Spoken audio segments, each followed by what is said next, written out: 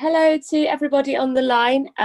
This is Phoebe Ewan from Mekong Club here. Welcome to this update webinar on COVID-19 and the potential impact on modern day slavery. Just a friendly reminder, please can you guys keep your lines on mute just during the session while we're speaking to avoid any background noise. We'll have loads of time for discussion at the end. If you guys have any questions that come to you that you'd like to submit to us via the Zoom chat function, feel free to. You can select Mekong Club from the drop-down list and those questions will come directly to me. So first of all, I would like to introduce Matt Friedman. Many of you may know him. He is CEO of the Mekong Club and also a public health expert, having worked in public health for over 25 years and now working with the Mekong Club, focusing on the issue of modern day slavery. So with that, I'll pass over to you, Matt, to kick off. Very good. Thank you very much, Phoebe. Can you hear me okay? Yes. Okay. So what I'm going to do is to continue our discussion on the coronavirus crisis. As Phoebe indicated, I worked for USAID for many years in Nepal, Bangladesh, and Thailand. I oversaw an pandemic preparation program, and so many of the models and many of the outcomes that we're seeing now are consistent with projections that have been made for the last 30 years. And so in some ways, it's not surprising that something like this is hitting, and I'll get into more details in a few minutes on that. I'm going to talk both about the virus itself, just because I think it's important for us to have that understanding. Then I will switch over to an update on some of the things that we talked about in the last webinar, and Phoebe will get into some case examples and we'll have a discussion at the end. So to begin with, let's focus on the health side of this again. And just to put kind of our mortality into perspective, and you'll understand the reason for this in a few minutes. If you just look at the last 100 years, or 110 years, you can see that back in the 1900s, a lot of people were dying all the time. And then gradually over time, because of improved nutrition, because of the influence of drugs, medicine improving, antibiotics, et cetera, you can see a significant decrease in the number of deaths that we see on a per capita basis. And this has been going down consistently for a long time. But when it comes to kind of the relevance of this to you and I, if you look at life expectancies going back even to 1850 or 1900 or 1950, you see that in Asia, the life expectancy was about 43, which means that the average person lived until age 43. And this is back in 1950. And you can see the other rates. Africa was actually quite low. Europe was around 65 back in 1950. And all of these have gone up to the 70s or 80s. But it wasn't so long ago that many of us were dying much sooner. And so getting to a point where we're living to be 70, 80, 90, 100 years old has resulted in a very significant increase in population. So because of deaths, because of wars, because of a whole variety of reasons, up until around 1950, you would see that the population wasn't that high. It was about 2.5 billion people. Go from there to now, and it's gone up to, it's bordering on 8 billion people. And so you're seeing that the population increase is quite significant, quite fast. And that is part of the reason why we have the potential for these pandemics to take place. And that's because there's a lot of people out there. And when you have a lot of people, you have a lot of congestion, you have cities that get big quickly. You find that we are putting much more pressure on environmental areas, and different species, bats, birds, various other things, come in close contact with us. And it's the close contact that creates the potential for the virus to mutate and find its way into our population. So, just a quick summary of the um, transmission process, despite the fact that there are a lot of conspiracy theories that are out there. Either the Chinese had it in a lab and it escaped, or the Chinese made it for some purpose, or the Americans made it for some purpose.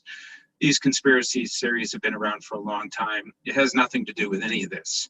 Basically, what you have is a virus that's in an animal. In this particular case, they think it was a bat. And usually the bats will transmit this among other bats, and there's really no problem. But every once in a while, when you have the right combination of factors, the animal and the human are close by, and certain cells align, and a mutation takes place, all of a sudden a transmission from an animal to a human being takes place. And that's the first jump. And oftentimes, and this is fairly common, we see this all around the world with bird viruses and pig viruses and various other things. But for the most part, it usually stops there. And then either the human being gets sick and gets better, or the human being dies, and then it's done with. But every once in a while, it goes one step further, so that another mutation takes place that allows it to go from human to human. And that's what we're dealing with here now. So for years, CDC and WHO, they go around the world, and anytime they see a virus jump from an animal to a human being, they're taking control of the issue. Ebola fits into that particular situation. AIDS fits into that particular situation. But the jump to the second point is where it becomes problematic. Add to that the fact that once that transmission from human to human gets stabilized and standardized, then there are mutations that allow for the virus to do even better within the human host. Because the virus has basically one goal, and that's just simply to reproduce and to continue moving forward. And just so you understand, a virus is really not life. It's more of a chemical reaction. So they call it a coronavirus because it's got a globe around it.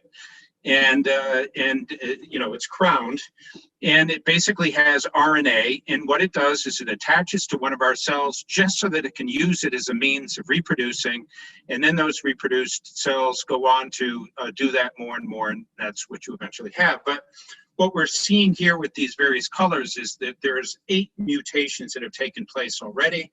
I suspect the mutation in Europe is more dangerous than the one that you're seeing in other parts of the world, which might explain why Korea has a large number of cases, but the deaths are relatively small. And then you're seeing in Europe large number of deaths relative to the number of cases, and you're seeing something similar in North America.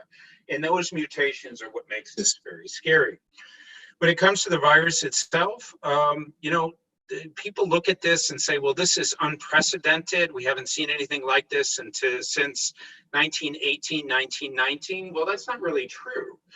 The AIDS pandemic, which started in 1981, has killed 25 to 35 million people, and it continues to kill people and infect people, and it's been around for a long time, and that is a pandemic. In more recent times, you also see between 1957 and 1958, the Asian flu, which killed 1.1 million people. In my lifetime, 1968, 1970, the Hong Kong flu killed about 1 million people. Swine flu, 2009, 2010, killed about 200,000 people.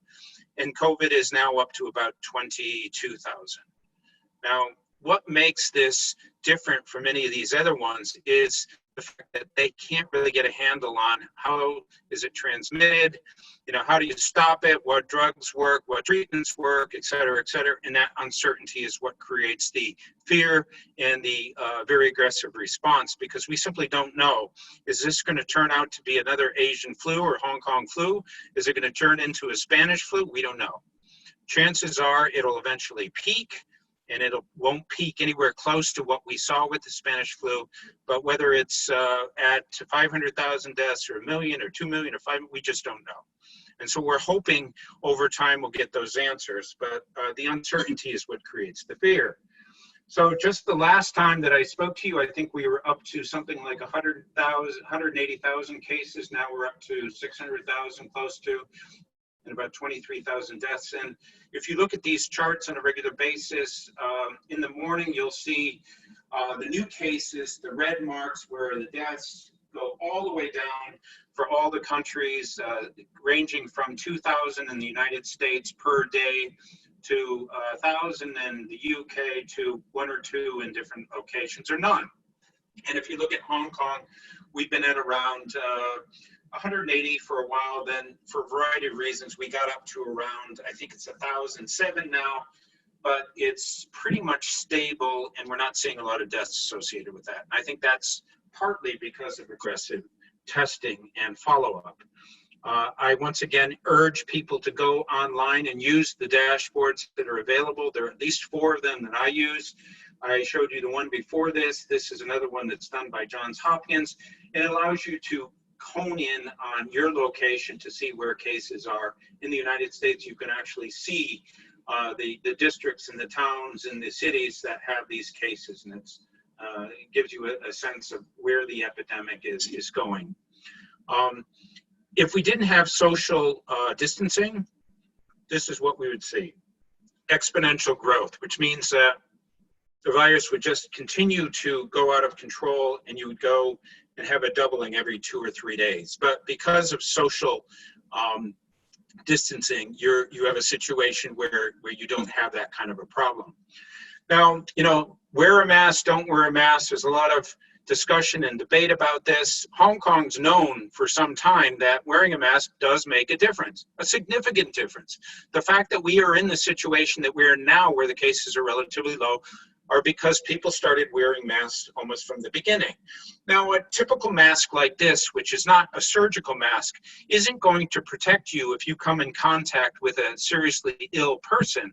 But if you're just walking down the street and you're not getting close to people and everyone else is wearing a similar type mask, you're not going to get the disease and somebody else isn't going to spread it. So basically the masks help. And until you see changes in Europe and North America where masks are universally worn, you can isolate people as long as you want. When they go outside again, they're going to start infecting again. And then you'll see peaks all over the place. And so wearing masks is an essential part of the process. As I mentioned in the last talk, social distancing, by reducing your exposure by 75%, you reduce the number of people that you potentially can infect from 406 if you're using no mask and no social distancing over a 30-day period to 2.5 people. And that's why the entire world is in what they call lockdown or quarantine. And that's why this is such an important part of this process. Now, keep in mind that this process does not stop the virus from being transmitted. What it does do is it slows down the rate so that medical facilities can keep up with the number of infections. So as they often say, it's lowering the curve. So if you have hundreds and hundreds of people presenting at hospitals and a limited number of beds and respirators, a lot of people are going to die.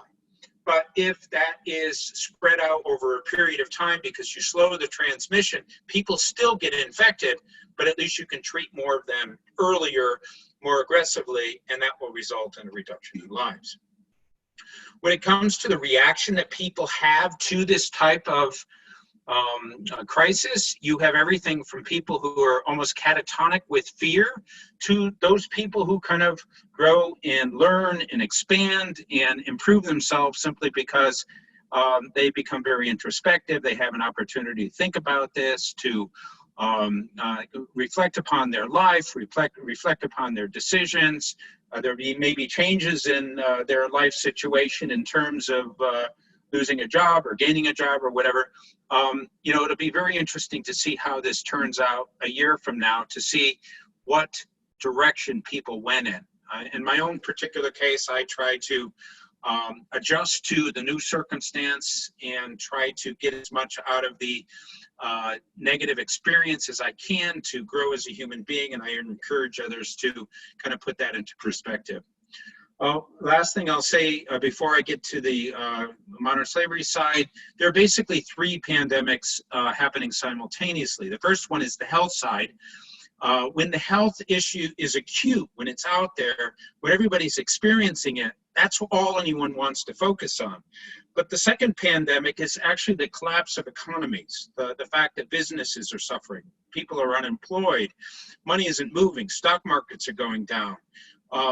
That eventually will catch up to us, but not for some time, maybe another 2 or 3 months when the health side gets addressed. But the third one is basically supply chains. And I'm not even talking about your supply chains. I'm talking about food supply chains. But I think it's worth just spending 1 minute talking about this. The economic collapse, even though the stock market goes up and down, will eventually happen simply because you can't sustain business without having business. And so many businesses are suffering at this particular time. And so you will see the implication of this over time. But the more concerning one for me as a public health person is the supply chain problem that may happen related to food and drugs. What you have is a situation where fruits and vegetables aren't being picked. Nothing's getting into boxes, it's not getting into crates, it's not getting into containers and being taken from place to place. Eventually, we'll begin to see shortages of certain things. Those shortages will result in price hikes. People who are unemployed won't be able to buy these things. Countries will stop exporting some of their food because they're afraid they'll need it for themselves. And this will result in hotspots in different parts of the world. It doesn't mean that it's going to happen in Hong Kong. Maybe it won't happen in China, but chances are you'll see it in places like India, Bangladesh, Syria, Nigeria, various other locations that are very vulnerable. I was surprised to see that only 22% of the food in China comes from China. The rest of it comes from the outside, and a lot of boats aren't coming in now. So I'd just like to have you put this on your radar, that you should be thinking in terms of the future, in terms of the fact that the first wave was the health wave, the second one is the economic one, and the third one will be how does this affect simple household items beyond toilet paper. Okay, as I talked about in my last discussion, obviously we're seeing significant issues related to the impact of this virus on supply chains. Just to use a couple of terms to describe what supply chains are like, there's tremendous interrelatedness. And for example, what we're seeing is that a lot of the textiles that are needed for apparel come from China.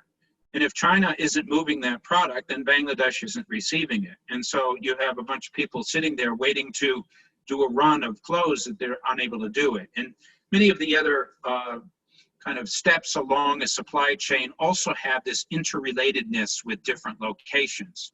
So this is unprecedented. We've seen situations where there are natural disasters, earthquakes, hurricanes, various other things that will have a localized impact. But when the entire world pretty much stops moving, if you're a factory worker, it's not like a white-collar worker that can work from their house using a phone and a computer. If you're not in the factory, you're not going to get paid. The factory isn't going to produce things. If you're a truck driver and you're told that you can't be in your truck to drive things, then products aren't getting from place to place. And obviously, this is the difficulty that all of us are facing when it comes to supply chains, is we have a system that isn't functioning at this time. So the interrelatedness is a problem. A new term that I hadn't heard before, globidity, is just a fancy term to describe the fact that globalization, when it works well, is great because it allows for good prices and value and things to basically work in such a way that you can produce something for relatively cheaply with a certain amount of value by taking the best combinations of things. But if the misalignment of schedules is there, that doesn't work. And we see this in, for example, the car industry in Japan now, where car lines have stopped because 6 components that are needed from China can't get from China to Japan to finish the car. And so it doesn't make sense to do the run until you have those pieces. And until you can find an alternative source, you're pretty much stuck. Another thing that I feel is kind of missing in all of this is a certain amount of leadership. I mean, we're seeing communities addressing this. We're seeing maybe even districts and states and even governments, but it doesn't feel like there's an overarching United Nations Security Council, WHO, G20 oversight of this particular process. And again, it's because everyone's so consumed on addressing the health issues, and as a result of that, things are not moving forward. That's an extremely important point, and I'll come back to that. So some of the ongoing issues that I discussed in more details last week, and I won't go into great detail. I've had at least 10 discussions with some of our brands. And the big question that they have is, how do you take a supply chain that is no longer functioning and perhaps no longer intact and get it up and running? And let me just say that everyone is facing the same issue. There's tremendous uncertainty all over the world, and until that uncertainty is addressed, it's going to be very hard to be focusing on this. And so what you're seeing is companies are doing their best guesstimate of what can we do in the next 3 months, 6 months, 9 months, 12 months. How are we going to survive financially? How much capital do we have? What type of orders will we be going after? What are the first things we'll be ordering? To what extent do we come up with a new season design versus what we had before? All of those questions are being discussed right now. As predicted, we're seeing mass unemployment, and in the United States, I think the joblessness went up to something like 15%, 10 million people. They say it could get up to 30%. That's the United States. Imagine what it's like in Bangladesh, India, and some of these less developed countries that have a lot of people that are relying on manufacturing and they can't move things forward. As a result of this, tremendous amount of debt is being incurred by people. In Wuhan, we basically did receive some information that talked about how people who had no access to get money had to go to their friends. They were bartering for things, they were borrowing. When that debt has to be repaid, eventually the possibility of factories picking up the debt in order to help the person out is there. As we all know, that increases the vulnerability to a modern slavery situation because the person is held in place and perhaps the debt isn't clear. All of that remains to be seen, and we'll have to see where that's going over time. Issues related to quarantine. People can't get from place to place. What we're seeing in Singapore now is a lot of the construction sites aren't moving forward. You have these camps of Bangladeshis that are there. They can't get work, they can't get money, nobody's really taking care of them. And now they're finding that a certain percentage of these people have been exposed to the virus. So this disenfranchisement associated with, being in a country and not having the opportunities is going to create issues in certain locations. We're beginning to see that already. I think more than anything else, I hear this over and over again by people, is the sense of insecurity or uncertainty about what's going to happen next.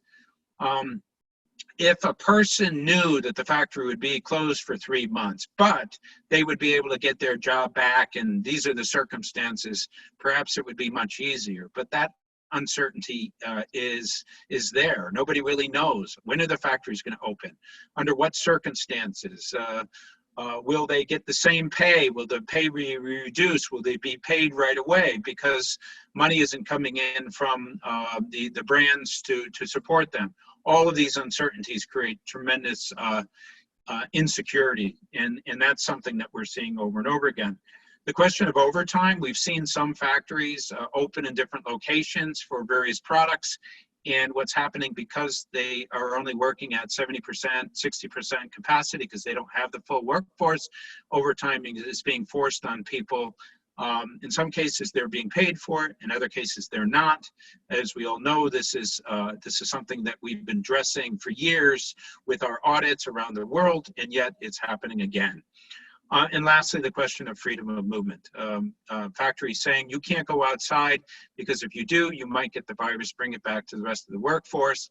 These are extraordinary circumstances. It remains to be seen, what the balance will be for this. And in fact, here in Hong Kong, the same issue is happening with domestic helpers, where some families that have elderly people or young children are afraid to allow their domestic helper to go out and asking her to remain in.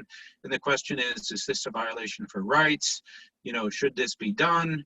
I'll leave that discussion to the people who are basically having those discussions, but obviously these are ethical discussions that have to be had.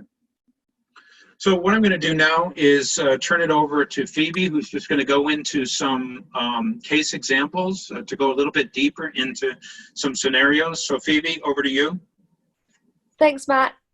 So yeah, I'm just going to run through a handful of country case examples that we've been seeing. So naturally, COVID-19 is impacting every country differently, and many of these responses that we're seeing by governments are evolving quite rapidly, to the point where, I mean, we don't even know as we wake up every morning if there's going to be something new that's been announced by the government here in terms of the measures and the lockdowns, etc., etc. However, I think it's quite interesting to consider how these responses have had effects, particularly when we're considering the impact on the workers and those most vulnerable to falling into these modern slavery type of situations. Maybe see what we can learn and also potentially see what we can predict through witnessing what is happening around the world. So to start off, India is an interesting example. So in India, we usually see around 9 million internal migrant workers every year. So that's people traveling from rural to urban areas. Often these people are daily wage workers, so they're very much relying on their employment day to day to support not only themselves, but also their families back home. The Indian government announced a 21-day shutdown with almost no notice. So this caused a kind of hysteria amongst the community. These workers that are very heavily reliant on these daily wages are suddenly no longer able to work, and would quite literally, or considered that they'd quite literally be unable to survive or eat without these wages coming in. So the logical step for many of these people was to just go home, go back to where the rural villages where they came from. So many people began walking on foot to try to get home so that they could be with their families, walking literally hundreds of miles on foot with their belongings, or cramming themselves into these insanely overcrowded transportations, trying to just get home. And then we see millions of other people that were being blocked from leaving their accommodation. So in response to this kind of mass internal migration in reaction to the government's lockdown, the police tried to keep people from leaving their accommodation. People were forced back into these tiny rooms, and often within these kind of dormitory situations, we've got 8 people within one room. Not great sanitation. So all in all, these scenarios very much demonstrating essentially the opposite of social distancing, and also creating a range of other health and safety threats that may have not necessarily been such an issue in the first place. So we see people running out of food, people collapsing as they're making these really, really long journeys. So India has been an example of how imposing these kind of very intense social distancing lockdown regimes that may have been working reasonably well in other countries, it's definitely not a universal approach. And we've seen very much the opposite effect than these lockdowns really are intended to create. Another interesting case to look at is Singapore. So Singapore fairly recently, or on April 3rd, I think it was, announced what they called a circuit breaker lockdown. So quite a kind of rapid, stringent lockdown to try and curtail what was rising case numbers. So all foreign workers, the migrant workers, were confined to their dormitories. And in a couple of cases, the dorms, internally workers were isolated because there had been identified COVID-19 cases within those dorms themselves. So you see attempts to try to isolate thousands and thousands of workers within these quite small dormitories. And then we saw the significant spread of coronavirus cases inside these migrant worker accommodations. So due to cramped conditions, not being able to leave, potentially issues with hygiene, and I mean, just the natural impact of confining thousands of people into one small space. So this kind of sudden surge of cases meant that the government had to rethink its strategy. Suddenly we were seeing many news articles focusing on these migrant worker dormitories in Singapore that hadn't really received much attention before this issue.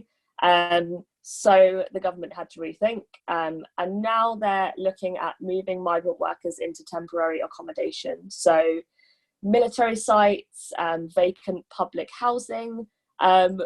Even saw a few reported cases of multi-storey car parks being converted into temporary accommodation for workers. I'm honestly not sure how that would work. And there's some very clear human rights challenges. I mean, in just these two examples, Singapore and India, with regards to how these workers are being treated, as well as the fact that these kind of changing workforces, these changing dynamics, people migrating in mass or being displaced in mass, may ultimately result in an entirely changed workforce once we see these restrictions relax a bit. Thank you, Matt. So next, we can consider the case of Bangladesh.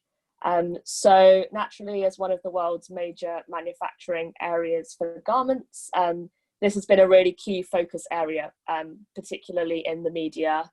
We've seen over 2.5 billion, probably more than $3 billion worth of order cancellations from buying brands within the garment manufacturing world alone.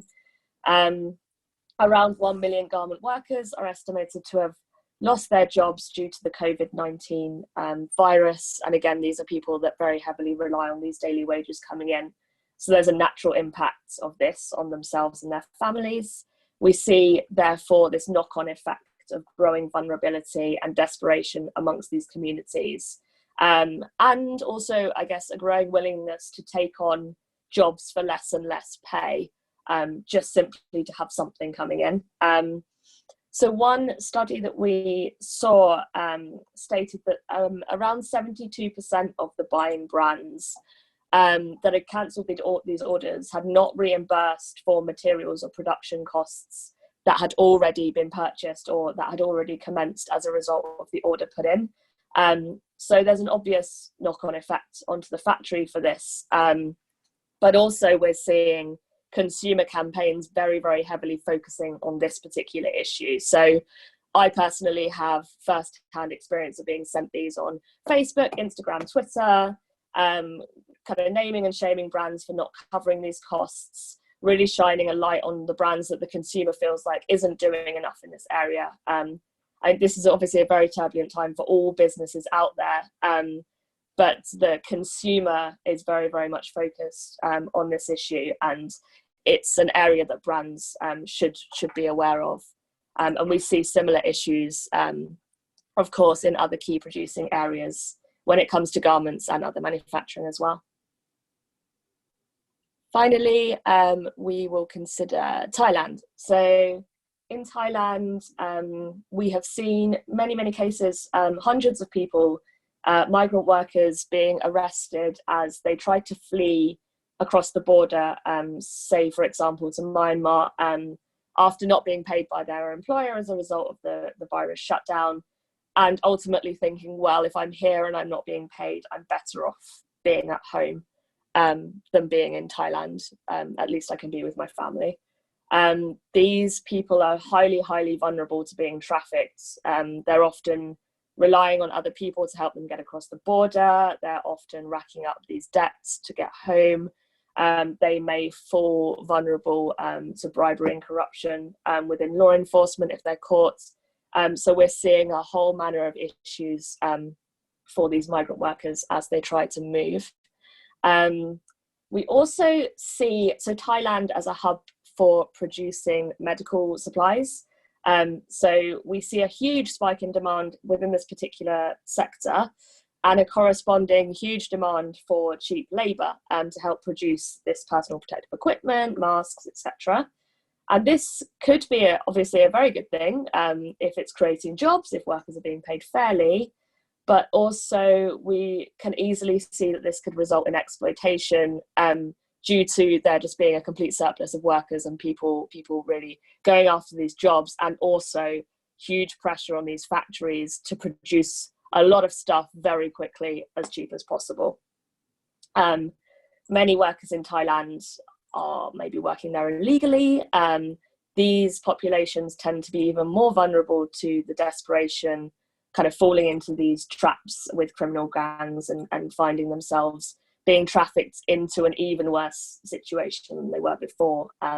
And they may not be covered, or they won't be covered by any kind of protection measures by the government, such as cash support in these hard times.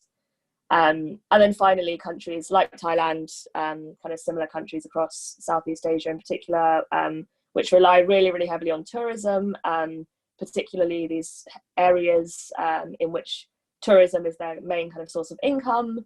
We see high levels of vulnerability there, again, due to this increased desperation, which human traffickers ultimately will thrive upon. So yeah, those are just some examples. Please continue to submit any questions, and I will pass back over to Matt.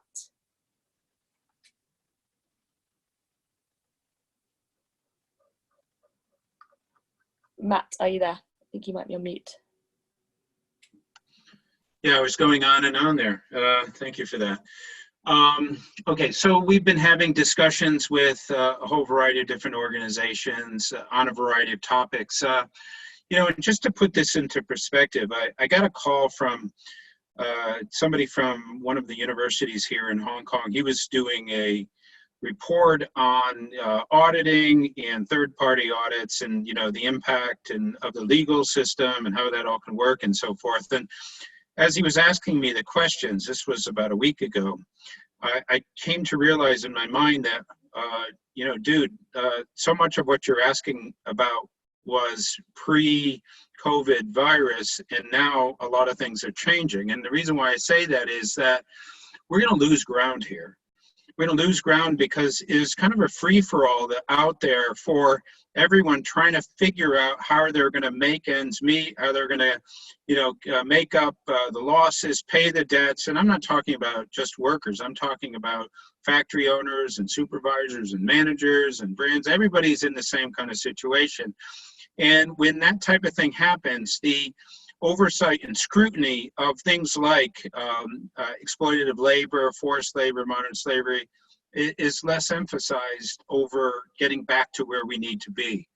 And so, you know, I hate to say it, but I just really do feel strongly that there's going to be a fair amount of catching up to get to where we were before, because all that attention to detail and those audits and those recommendations and suggestions and the fixing of things has been disrupted, and kind of a new normal has been put in place. Another ethical issue, and it's interesting how ethical topics come up when you have a crisis like this, and I wouldn't have thought this, but what they're now talking about is, we keep hearing about testing, and what the tests they're talking about now are related to are whether or not you have the virus now. Eventually, that discussion will be replaced with, do have it now, or did you have it in the past?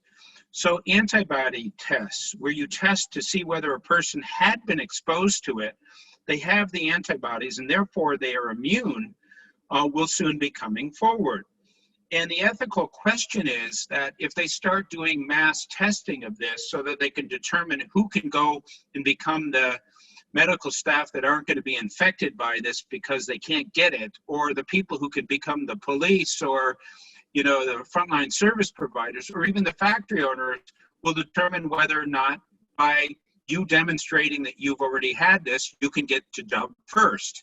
Because if you have a whole bunch of people who haven't been exposed and the virus is still out there, you would prefer to have a person who's already had the virus. And so the question of how do you test, who gets the test, is there a way of getting to the top of the line? There'll be all kinds of ethical questions related to that. And I hadn't really thought about that, but I've had 3 conversations where that was the topic of conversation. The question of freedom of movement, as I said, to a certain extent, you can justify and understand why a factory owner would not want the staff to go out. But there's a point at which, once this crisis goes away, where you'd want to get back to where we were before, and that is that people have freedom of movement, they can come and go as they please, et cetera, et cetera.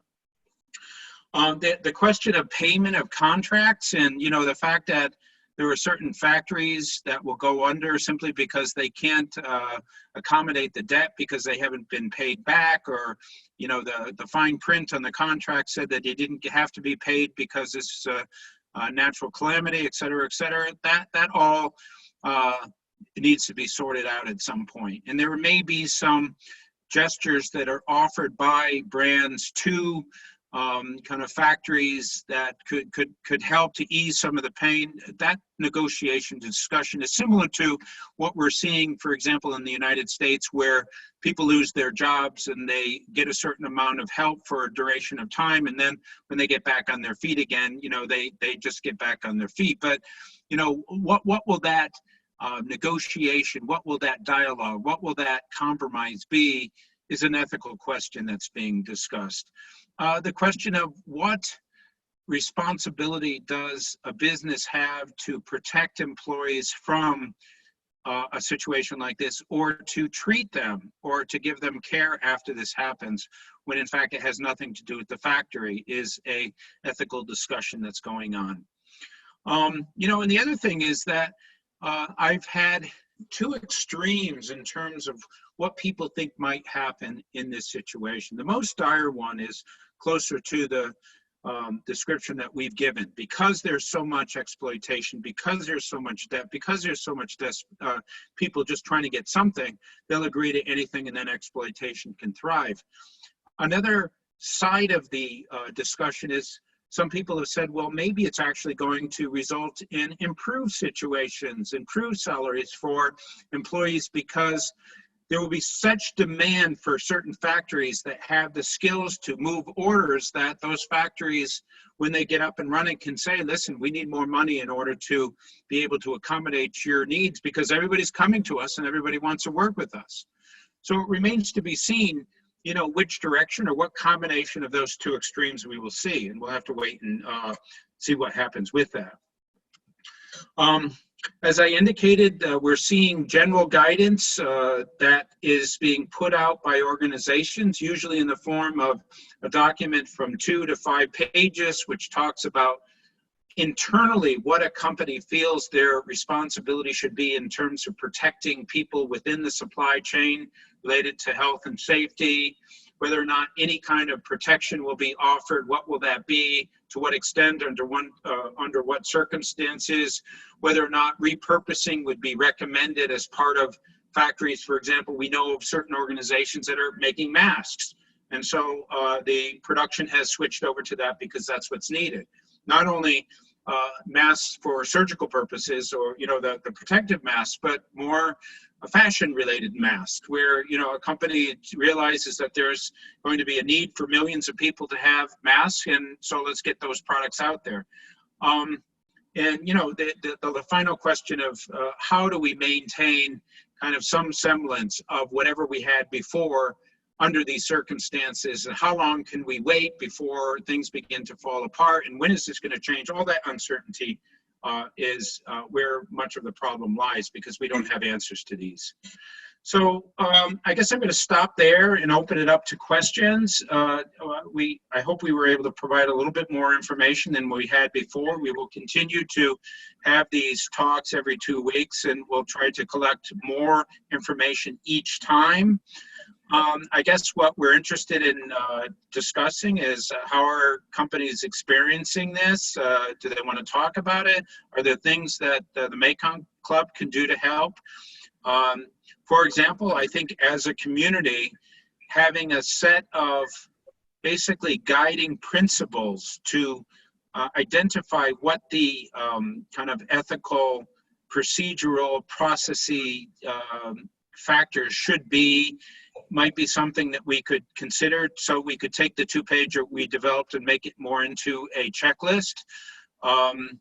a set of recommendations to be explored by companies internally, or something else. I don't really have an answer to that, but we're here to be as helpful as we can in this process.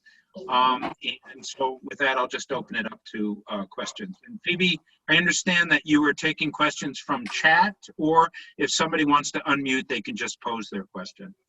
Yeah, while everyone is gathering their confidence to ask, so we have had a couple of questions come in on chat.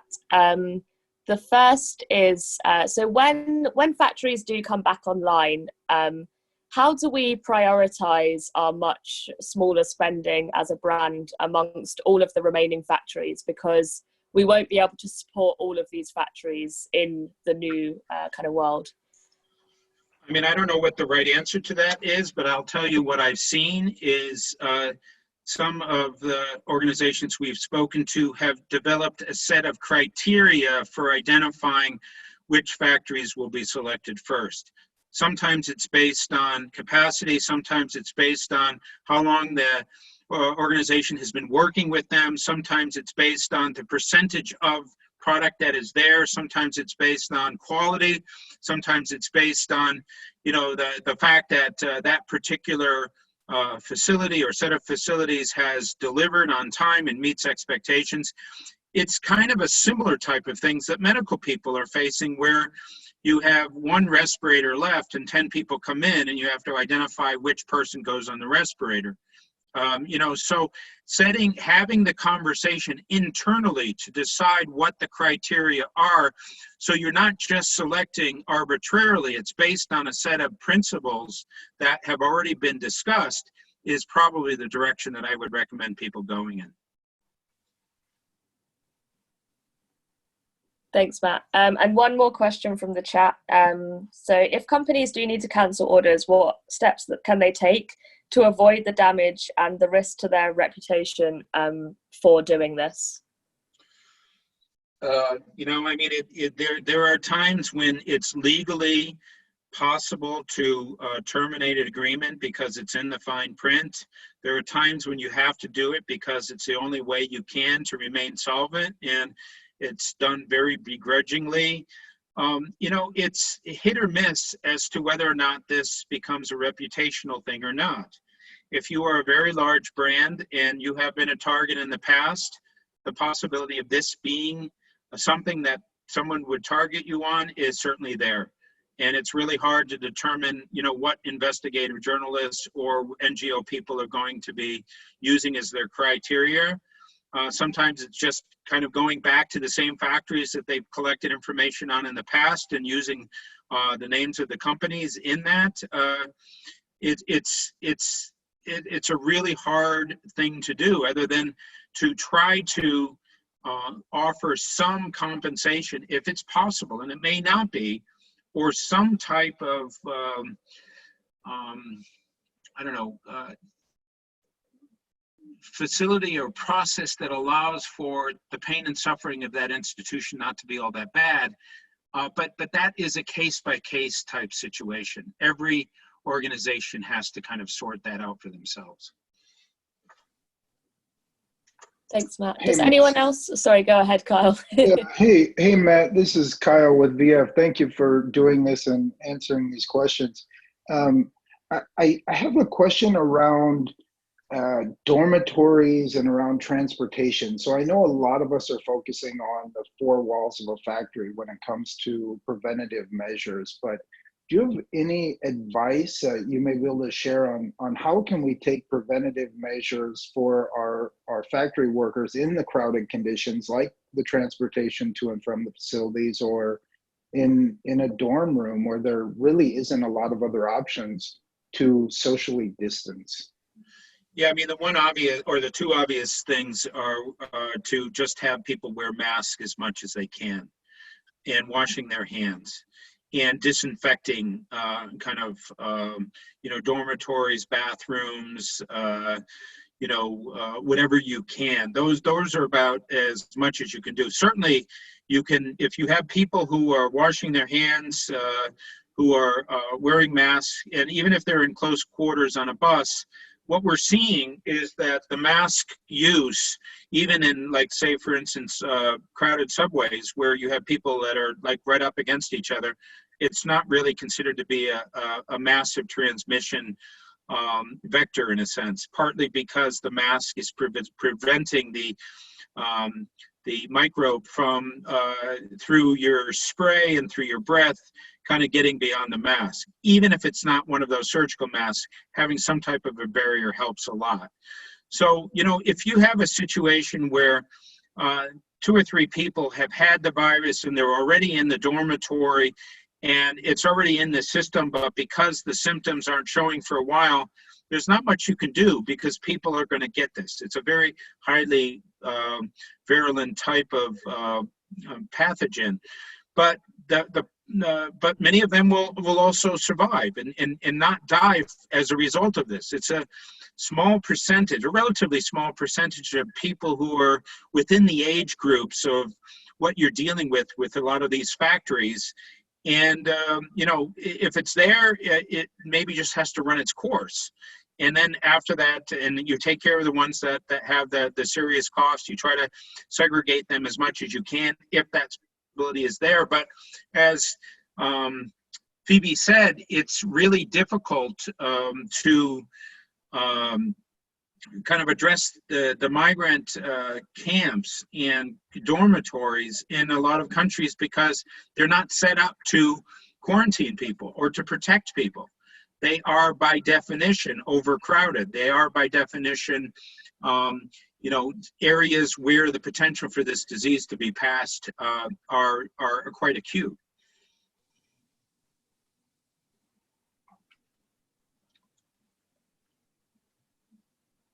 Do we have any more questions on the line?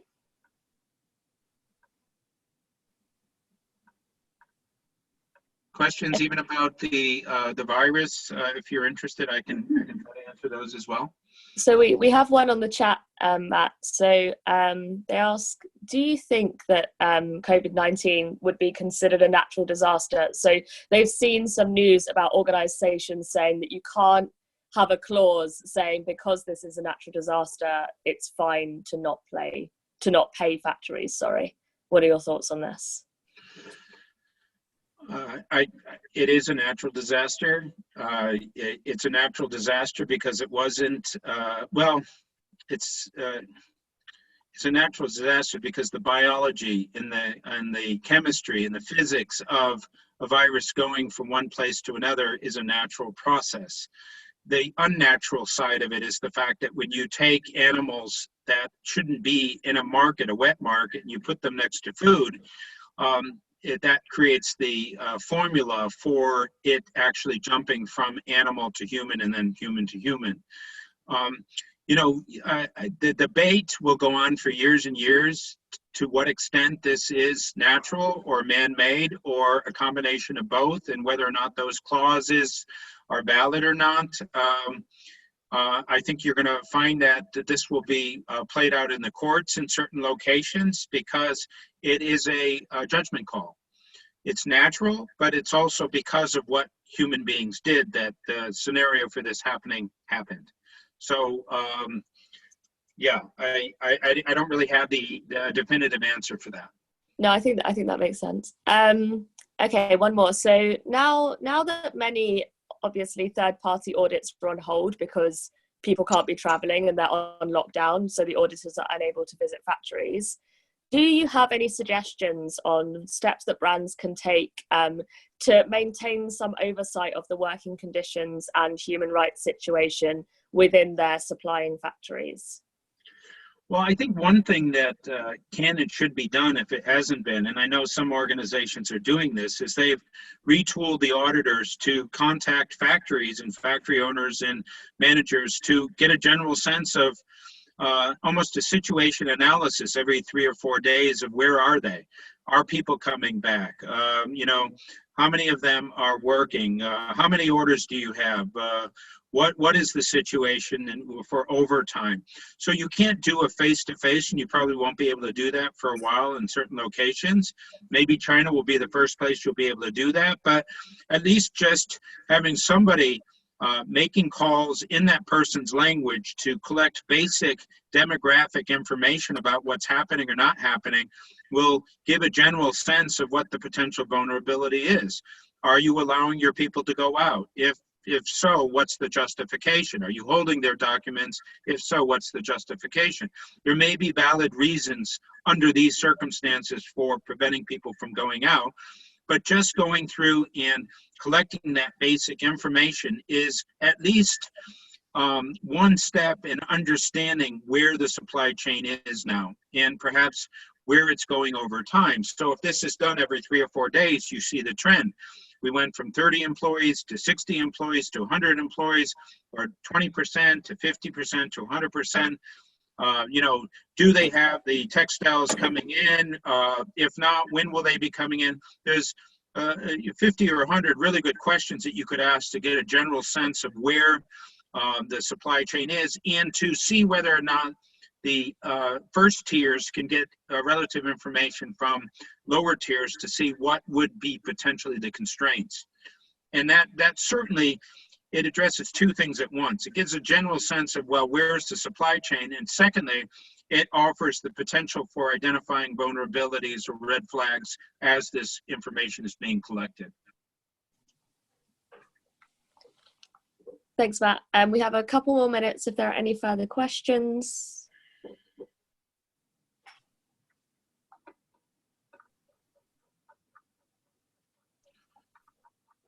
So from our standpoint, it's in order to make sure that we are accommodating your needs. If there's any way you can give us feedback, a simple email basically saying you found it useful, or it would have been more useful if you had addressed this or this or this. We want to accommodate your needs. We want to make sure that what we're talking about is consistent with what it is that you need to know. And if there are things that we're talking about that you don't find relevant, tell us that as well. That will help us to ensure that the next time we do this, you're getting from this talk what you need. I guess with that, Stuart. Matt, good afternoon. Quick comment on that by way of feedback rather than a question specifically. I think one of the key things you picked out early on in your input was around the economic impact and the likely levels of unemployment, be that in UK, US, Western world, or in manufacturing countries, particularly Bangladesh, Vietnam, Cambodia, China. I think it would be useful as we go forward. I think if you can share a perspective on what the effects of that are likely to be and where the greatest vulnerabilities within that and from that are going to come in terms of forced labor, trafficking. Where are we likely to see key hotspots? Are we going to see sort of new migration routes appearing, and if so, from where to where? Where are the potential sources and where are the potential destinations? I think that would be something useful to understand. While we may be struggling to survive at the moment, I think trying to get a forward-looking lens on where is it going to create opportunity that people will exploit would perhaps be useful. Yeah, I mean, I think that's a really excellent point and very relevant. Whether we will be able to collect that remains to be seen. We'll certainly try. Even before this, and I go back to Thailand, we often heard the phrase that traffickers will fish in the pool of migration or irregular migration or irregular people being in a country because the size of the pool allows for them to be able to just exploit because of desperation. Initially, I think what you're going to see, and I see this even among, like in the United States, they had you would think in the United States that you wouldn't have people who are going paycheck to paycheck to survive, but there's a certain percentage of people who are like that, and they offered free food, and they had 10,000 cars line up, literally 10,000 cars line up for this food because they didn't have it. And that's in one of the most rich countries in the world. So imagine a situation where you have a million often young women who are displaced, men too, but that means that there's probably 3 or 4 or 5 people dependent upon them. So multiply that times 5. So you're talking about 5, 6, 8, 10 million people disenfranchised. Those people aren't buying goods from the stores. They're not buying regular supplies. They're not using transportation. The ripple effect of all of this is massive. And so being able to see the pattern initially is hard, but anything that we can find related to that, we will certainly include it in the next time we talk. Thanks, Matt. We've also had a couple more requests around things that we can potentially provide. So resources regarding the kind of typical compensation or any regulation around compensation for cancelled orders, as well as anything around whether we may see a rise in agency workers or triangular employment relationships going forward, and any kind of patterns we're identifying there. So these are things that we can certainly take on board. Finally, one person has asked, what help does the Mekong Club need from its network in these times? Is there anything that they can offer? Well, I appreciate that question. We're usually the ones offering. Like everybody else, we're struggling with this. We've lost some donor support. The potential for losing association membership is there. We are struggling like everybody else. I will say this, though. I mean, and this is a general comment from a human being to the human beings who are on this call, and that is the potential for the best of us as human beings coming out of the worst of us exists in a situation like this. Ultimately, when we look around and see that everybody's in some kind of a dire situation and it's affecting them personally and professionally and in every aspect of their life and everything's been disrupted, we really do need to find a way of supporting each other. And, an example of you making that suggestion is a gesture in that direction. And so I encourage, beyond just focusing on what's happening at work or in your immediate family, to see whether or not you can help your community as well. And sometimes that just means, educating your friends about the importance of social distancing, or the importance of using masks, or calling up a person who you think might be alone, who might be afraid, that just needs somebody to talk to, or making sure that somebody in your building who's elderly, who doesn't have a chance to get out, maybe has food. There's lots and lots of things. Donating to organizations that are helping. For us to collectively as a world get through this, we have to do it in a unified way. And this comes back to the leadership question that I posed earlier. I just don't feel that there is a tremendous emphasis on kind of oversight globally in addressing all of these needs at all these different levels. And so in the absence of leadership, we have to have our own heroes step up and get involved to address this. And even small gestures to help are heroic as far as I'm concerned. And so I just urge you all to just kind of look around and see what you can do in your own space, because contributing to helping through this process is what we all should be doing.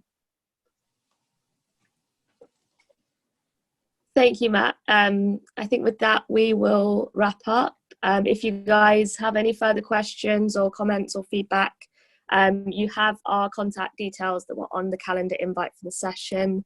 Please be in touch, please stay in touch, and please stay safe. And we look forward to catching up with you again soon. Thank you very much.